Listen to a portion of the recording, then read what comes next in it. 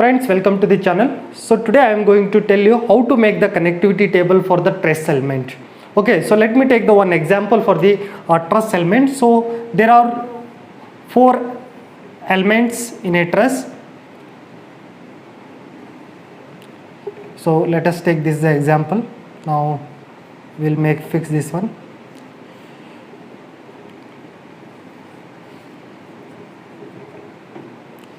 Now there is one load up,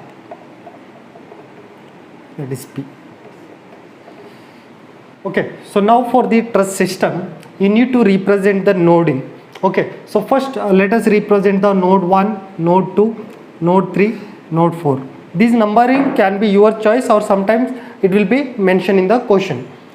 So once the numbering completed, then you have to represent the displacement at 1, that is U1 V1, U2 V2, U3 V3, U4 V4. So horizontal will be will consider U and the vertical displacement will be considered as V.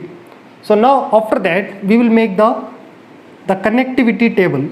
Okay, so this is very important to understand while solving the problem. So if there is a mistake in the connectivity table, then the entire problem it will get wrong answers.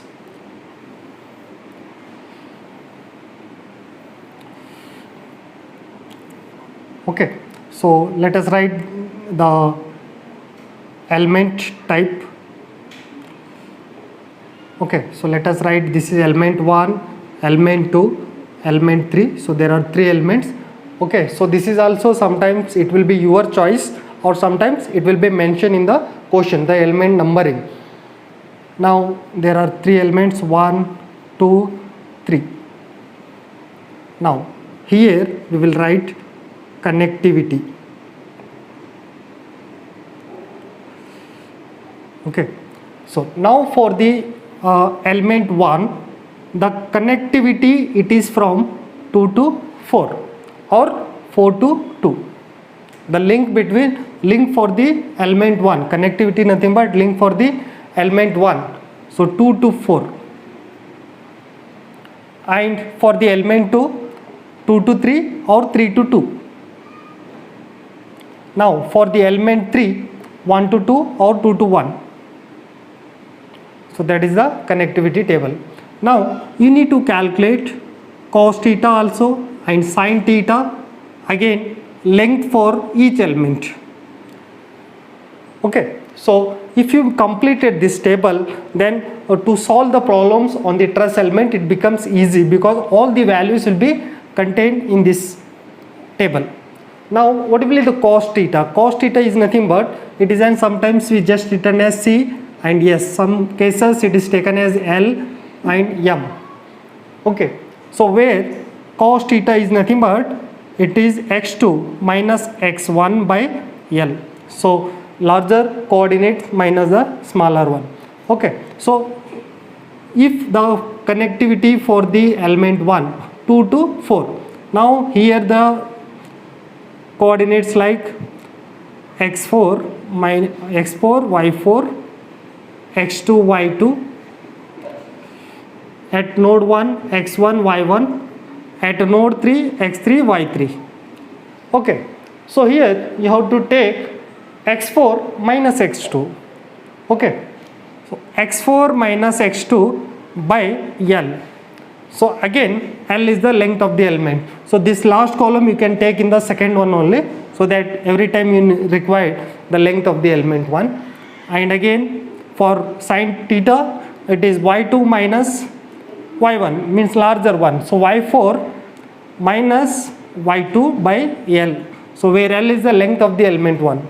Okay, so this is the length of the element 1. So you can apply the geometry to calculate the length. Sometimes it may be given in the question, or you have to apply the Pythagoras theorem to calculate the length of the element 1. So that is length L1.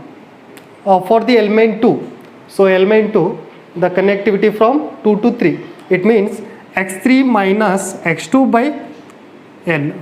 Okay, so this is L1, now this is L2. Next similarly y3 minus y2 by L2, and this will be the length for the element 2. Now we will calculate for element 3 connectivity from 2 to 1. So x2 minus x1 by L3. Similarly y2 minus y1 by L3. And again L3 is the length of the element 3.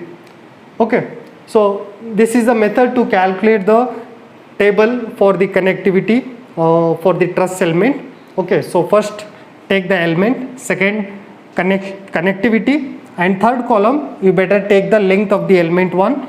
Next cos theta, sin theta. Okay. Now after that you can directly substitute in the stiffness matrix, or it will be easy to calculate the global stiffness matrix also. There the displacement sometimes in the stiffness matrix u1, u2, u3, u4 you will write. For suppose for the element 1 u2 v2 u4 v4 the connectivity. Okay. And for element 2 u2 v2 u3 v3, and for element 3 stiffness matrix for element 3 the nodes are u1 v1 u2 v2. Okay, then it will be clear to make the global stiffness matrix. So that is an easiest way to make a one table so that you can solve any type of problem. So thank you for watching.